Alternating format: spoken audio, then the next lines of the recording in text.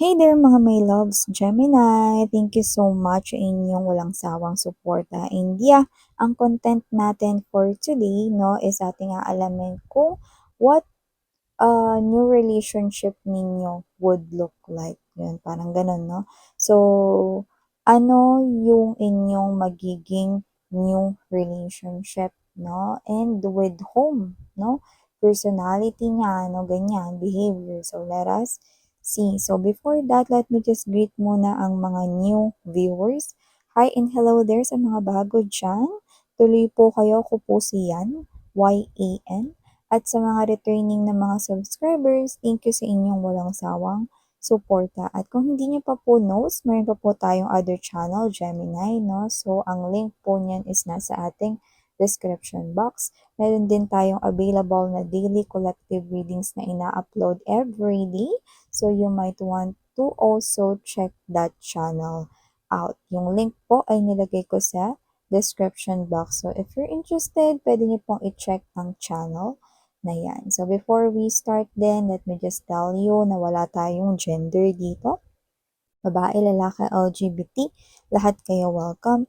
Pwede nyo rin pong pagpalit-palitin yung roles if you want since this is general reading. And syempre, at the end of the day, you always have your free will with you na free nyong gamitin anytime, anywhere. So, let's go ahead and check this new relationship, no? For you, Gemini.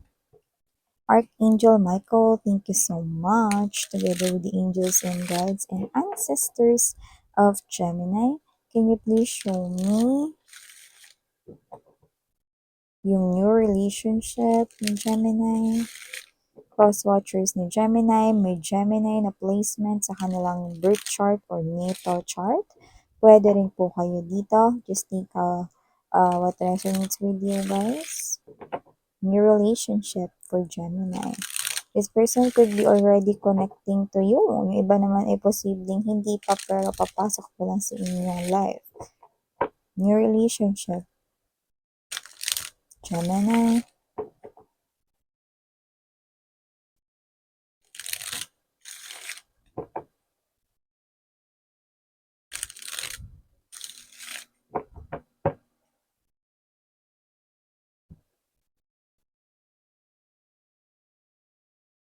Okay.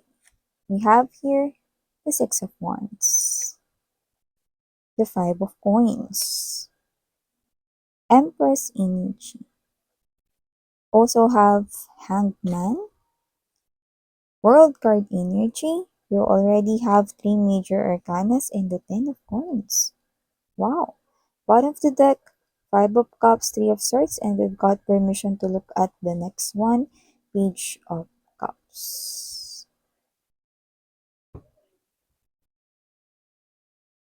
So, yung iba sa inyo could be already connecting na with this individual. Like, nag-usap na kayo, friends na kayo, ganun, no? Pero marami-rami pa rin sa inyo, Gemini, nakikita ko rito na hindi pa siya umi-enter sa inyong life. Like, hindi pa kayo nag-meet, no? And that is total brand new individual, no? Why is that, Miss Yan?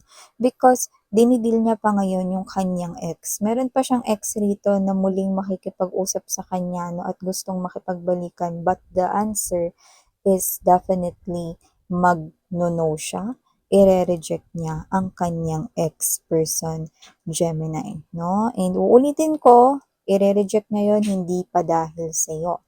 Kasi lumalabas dito na hindi pa kayo nagkakakilala, pero yun yung kanyang last na challenge, no? To reject his or her ex, no? At nakikita ko na ire-reject niya yun, no? And that's how your story begin, with this person. So, nakita ko rito after niyang i-deal ang isang test or isang challenge na yon, you will definitely meet this person here. For some reason, I'm getting the vibe na posibleng marami siyang likers. Like, sabihin na natin, no, sa isang post niya, posibleng lumampas ng parang mga 50 pataas no, yung pag-like, no, at posibleng madagdagan pa yun. Yung iba pwedeng literal na sikat sa social media, no, or marami lang nagla-like, no, sa kanya rito, no, na mga pages, no. Doesn't have to be that he or she is a famous or a celebrity one, But this person here could be somewhat good looking or magaling siya sa isang bagay, no? At nakikita ko rito yung mga people, no, na a-attract din sa kanya. So, meron din ditong energy na posibleng siya ay good looking, na maganda or gwapo physically sa kanyang physical appearance, no? Pero pwede rin naman na posibleng may talent siya, tas dun siya kilala. Sabihin natin, maganda yung boses niya. And yun yung ina-upload niya, pinopost niya, no? So, people right here, no, keeps on listening sa kanya. Pinapanood siya rito na may mga ganun. So, posible rin naman na nasa school nila, no, lumalabas na isa siya sa mga magaganda doon. So, marami rin siyang likers, mga ganyan. Or dun sa company, sikat siya kasi maganda na or gwapo na. Tapos, magaling pa sa kanyang work or sa kanyang job. Yan, no, may ganun siya ritong energy.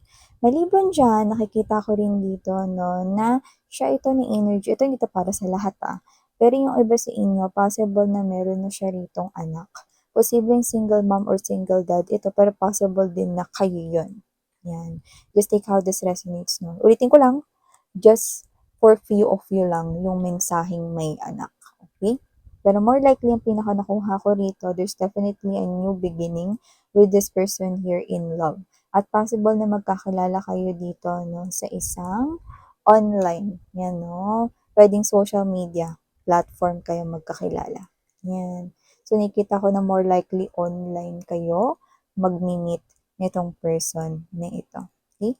Nakita ko dito, no, na kahit na parang medyo matunog yung pangalan niya or maraming nagla-like ng picture niya kasi maganda, gwapo siya or talented siya, no?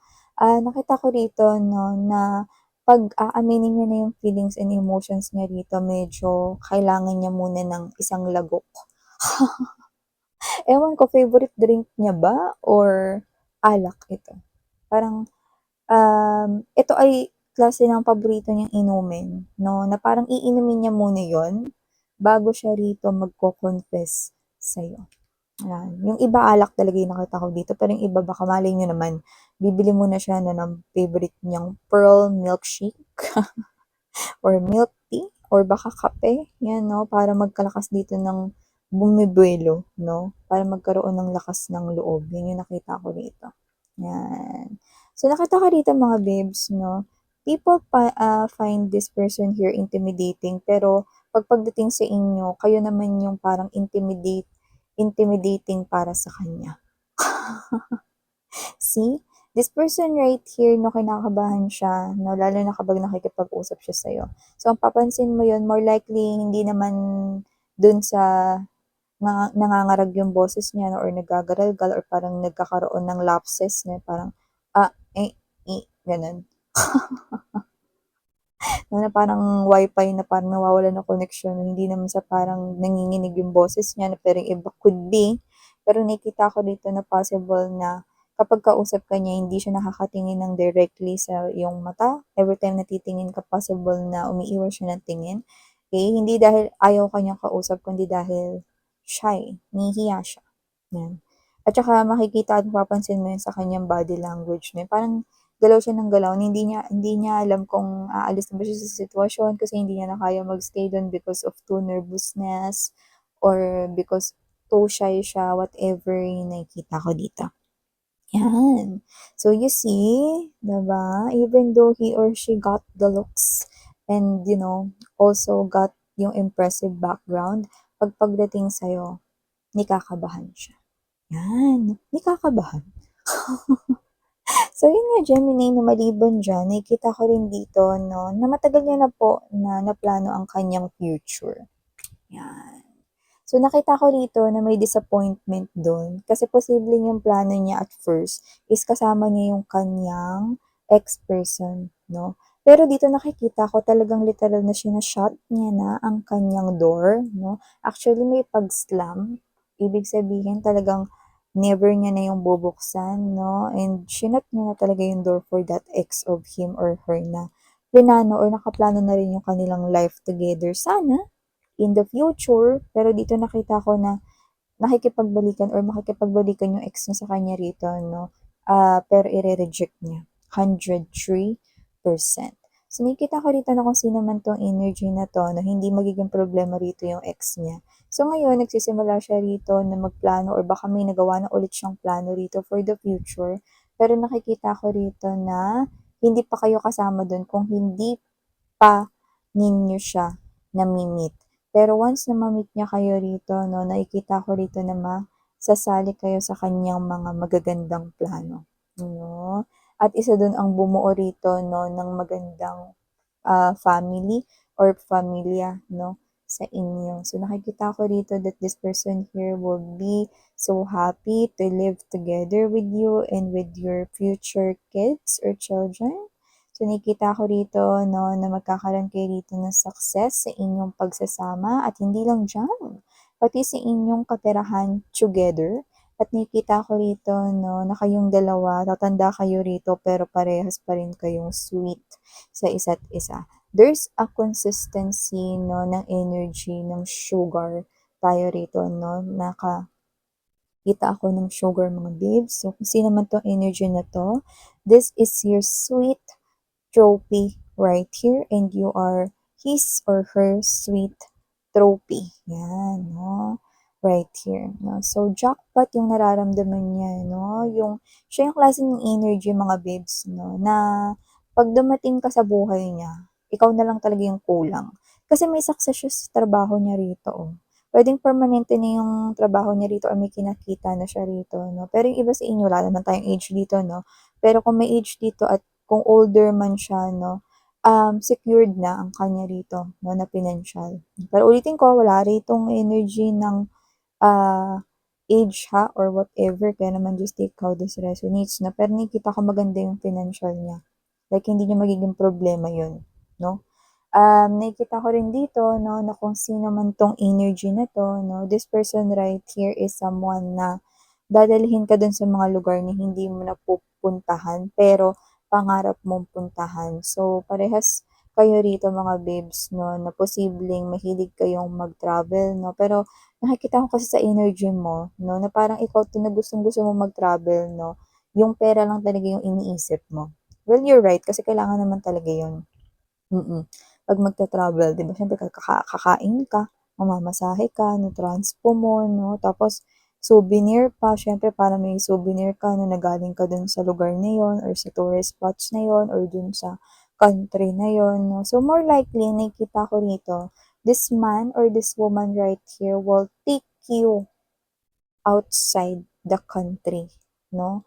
This person right here is someone that will tour you saan mang parts rito ng world mo gustuhin. So, nakikita ko rito na posibleng hindi kayo magkaroon ng sarili ninyong anak agad-agad.